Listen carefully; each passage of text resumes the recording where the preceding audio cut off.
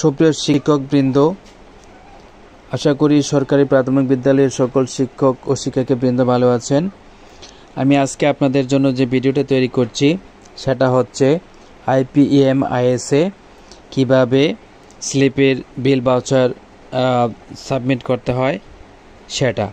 প্রথমেই আপনারা যে কোনো একটা ব্রাউজার নিয়ে মোবাইলে করলে বা ল্যাপটপে যেটা দিয়ে করেন প্রবেশ করবেন। প্রবেশ করার পর আপনার IPMS এর মোবাইল নাম্বার দেবেন, পাসওয়ার্ড দেবেন, দেওয়ার পরে ক্লিক করবেন।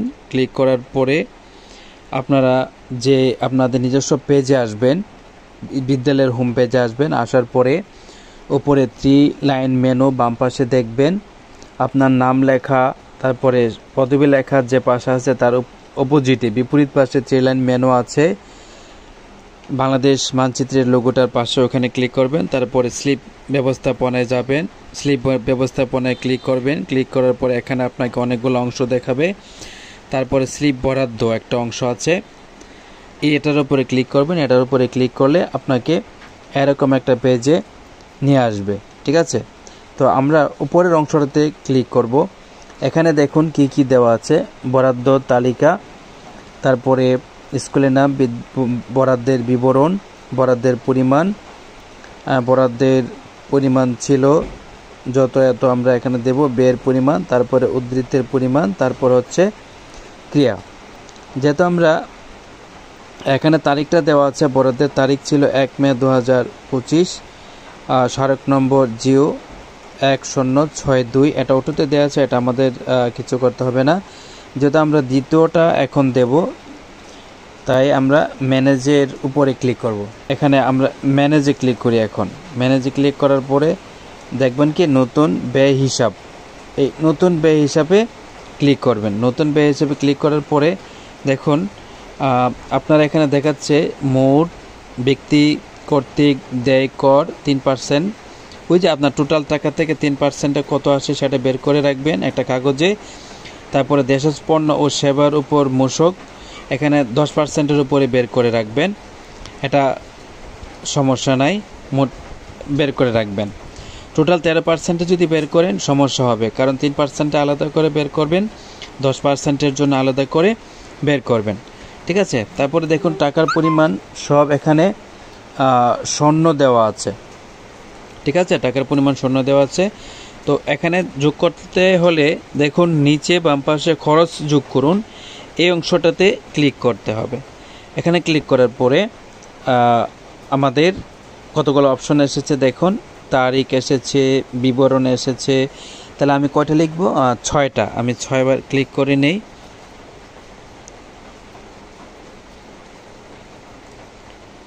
এক, 2, 3, 4, 5, 6। তাহলে আমার প্রথম তারিখটা আমি দিচ্ছি,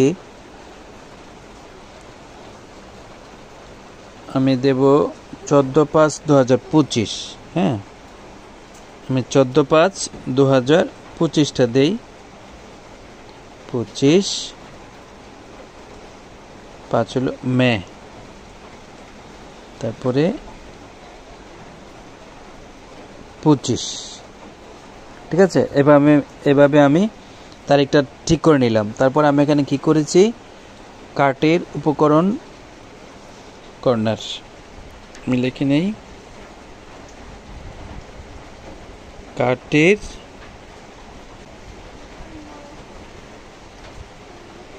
কর্নার 2টি। মোট টাকা হলো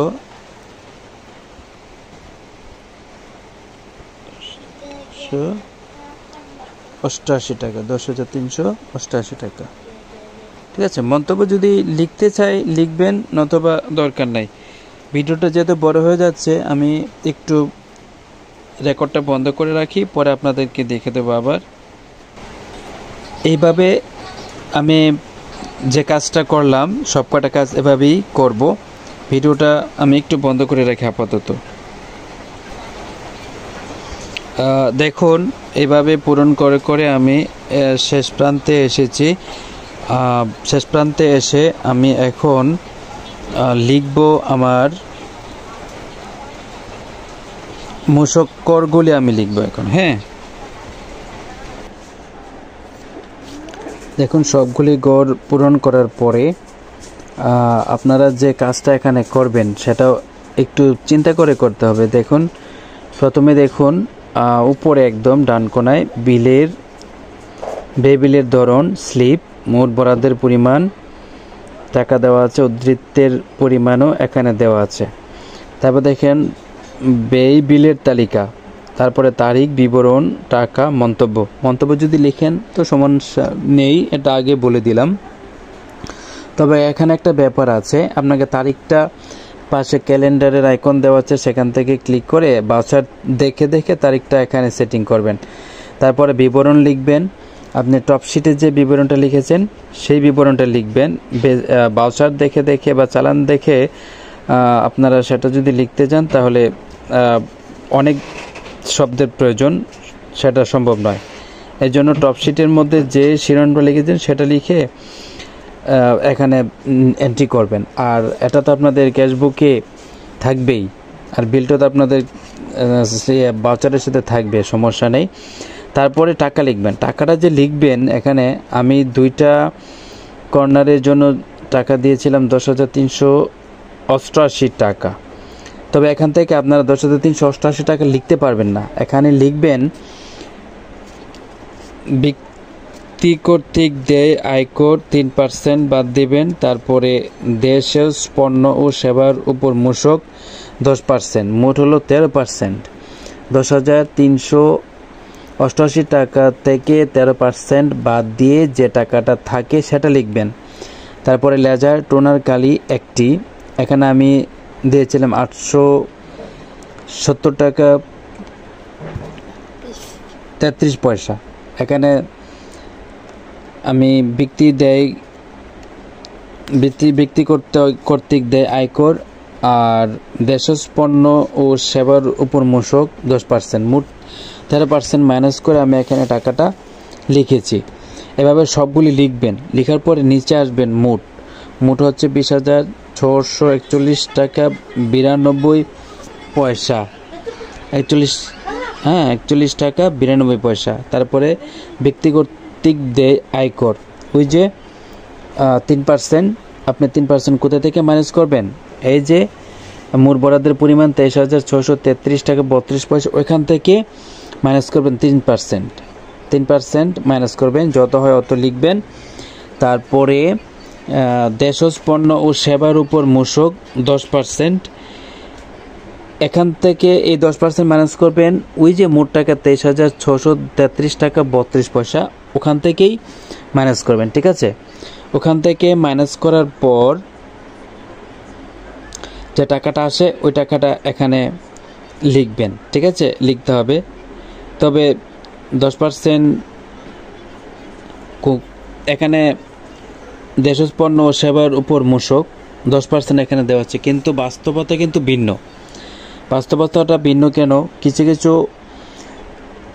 পণ্য আছে 15% ব্যাট প্লাস আয়কর কেটে নেয়, কোনোটা 20% কেটে নেয়, কোনোটা 18% কেটে নেয়, কিন্তু এখানে অ্যাভারেজে ধরা হয়েছে 10%। এই জন্য আপনারটা একটু ভিন্ন হতে পারে না, ভিন্ন হবে। এটাকে আপনি দ্বারের কাছে মিলে নেবেন।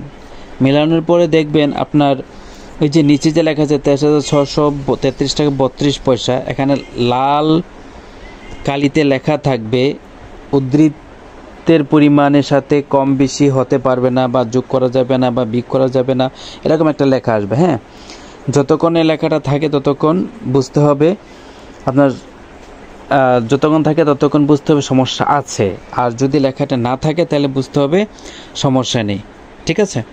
তারপরে এখানে দেখুন আমার এখানে সর্বমোট 23,633 টাকা 32 পয়সা, এখানে কিচ্ছু নাই। তার মানে উদ্ধৃতি টাকা, মোট বরাদ্দের টাকা আর এখানে সর্বমোট টাকা এক হয়েছে, ঠিক আছে? আর এরপরে চালানের বিবরণ, ব্যক্তি কর্তৃক দেয় আয়করের চালান নাম্বার, এটা আপনি ওই যে চালান যখন দিয়েছিলেন ব্যাংক থেকে সেখান থেকে এটা দিয়ে দেবে। তারপরে ব্যক্তি কর্তৃক দেয় আয়কর চালানের পরিমাণ, তারিখটা তো ওই আমাদের চালানের মধ্যে দেওয়া আছে, সেই তারিখটা এখানে লিখবেন। তারপর দেশজ পণ্য ও সেবার উপর মূসকের চালান নাম্বার, এখানে একটা নাম্বার আছে, ওটা লিখবেন। তারপরে যেদিন দিয়েছিলেন সেই তারিখটা এখানে লিখবেন। লেখার পরে বর্তমান অবস্থার ছবি 1 বর্তমান অবস্থা, এখান থেকে ব্যক্তি কর্তৃক দেয় আয়করের চালান নাম্বার যুক্ত যে কাগজটা পেয়েছিলেন, এই কাগজটা এখানে আপলোড করবেন। আপলোড করতে হবে ইমেজ ফাইলস আপলোড করুন, এটার উপরে ক্লিক করবেন। এটার উপরে ক্লিক করলে আমাদেরকে এই যে আমাদেরকে এখানে এইভাবে দেখাবে। যদি এভাবে দেখায় তবে এখানে যে কাজটা করতে হবে, আমরা সরাসরি পিডিএফ এখান থেকে আপলোড করতে পারবো না। এটাকে আমরা সর্বোচ্চ 2 মেগাবাইটের মধ্যে 2 MBর মধ্যে এটা রাখতে হবে, অর্থাৎ ফটো ইমেজ সাইজ রিসাইজার এরকম একটা সফটওয়্যার দিয়ে ছবিটাকে ক্রপ করে MB কমে নিতে হবে। তারপরে এখানে ইমেজ ফাইল আপলোড করে এটার উপর ক্লিক করে তারপর ওই যে এখান থেকে এই যে এখানে আপনার এটা থাকবে, এখান থেকে আপনি এটাকে সিলেক্ট করে নেবেন। তারপরে যাবেন ছবি 2 দিবেন কোনটা, দেশজ পণ্য ও সেবার উপর মূসকের চালান নাম্বার যুক্ত যে কাগজটা আছে এই কাগজটা চালানটা এখানে সংযুক্ত করে দেবেন। ঠিক একইভাবে 2 MBর মধ্যে থাকতে হবে অথবা নিচে থাকতে হবে। তারপরে ইমেজ ফাইল আপলোড করুন, এটার উপরে ক্লিক করলে আপনাকে ওই ফাইলে নিয়ে যাবে। আপনি তো সেভ করে রেখেছেন, এগুলি কিন্তু আগে তৈরি করে রাখতে হবে, ঠিক আছে। তাহলে এভাবে এখানে সেটিং করে দেবেন। সেটিং করে দিয়ে তারপরে দেখুন সাবমিট করুন। এখানে সাবমিটে ক্লিক করে এটাকে চূড়ান্তভাবে যদি আপনি সাবমিটে ক্লিক করেন, তাহলে আমি তো এখানে দেইনি, এজন্য আমাকে দেখাবে না। হ্যাঁ, সাবমিটে ক্লিক করলে আপনাদের এখানে আসবে নিশ্চিত করুন অথবা বাতিল করুন। তাহলে আপনি যদি এটাকে সাবমিট করতে চান তাহলে সাবমিটে ক্লিক করুন, আপনার সাবমিট হয়ে যাবে। যদি আপনি এদিন আর সাবমিট করতে না চান, তা যদি এটাকে ড্রাফট করতে চান তাহলে এখানে ড্রাফট আছে, ড্রাফটে ক্লিক করে রাখবেন, ঠিক আছে। আমি ড্রাফটে ক্লিক করে রাখলাম। তো এইভাবে আপনারা কাজটা করবেন। যদি এই ভিডিওটা ভালো লাগে আপনারা লাইক কমেন্ট এবং সাবস্ক্রাইব করে সঞ্জয় টিভির পক্ষে থাকবেন। সে পর্যন্ত সবাই ভালো থাকবেন। খোদা হাফেজ।